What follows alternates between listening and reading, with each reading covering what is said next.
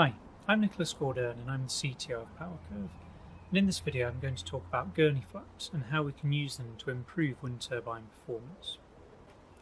This is a picture of a typical Gurney flap, and normally it consists of a broadly right-angled piece of plastic that's attached to the pressure surface on the trailing edge of a wind turbine blade.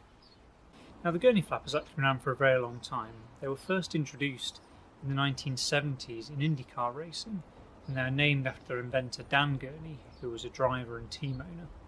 And basically what he found was by putting these small L-shaped bits of plastic on the back of his rear wings, he got a lot more downforce for very little drag penalty. And that's exactly what we're trying to do on the wind turbine. We're trying to boost lift for little to no drag penalty. So why do we need Gurney flaps? Well, aerodynamic theory tells us that there's a consistent level of lift that we require along the length of the blade to get optimum power output.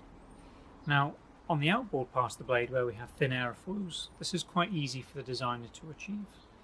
The problem comes as we get close to the root, because there we have thick aerofoils for structural purposes, and due to their steep curvatures, they typically exhibit a lot of stall or separation, and that means the designer cannot achieve the amount of lift that they actually require to satisfy the aerodynamic theory. So what this tells us is that if we can increase lift in the root region of the blade, we'll get more power, and that's exactly what we want to achieve with our Gurney flap. So how does a Gurney flap work? Well, it sits on the trailing edge of the aerofoil, and what that means is it deflects the streamline travelling around the pressure surface of the aerofoil.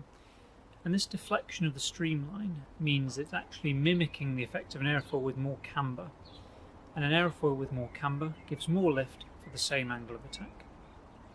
To optimise the performance of our Gurney flaps, PowerCurve uses computational fluid dynamics, or CFD. And what this tool allows us to do is look in very close detail at the three-dimensional flow patterns in the root of the blade. And by analysing the flow carefully and modelling the Gurney flaps within the simulation, we can optimise the positioning and the size to best suit every wind turbine blade we look at.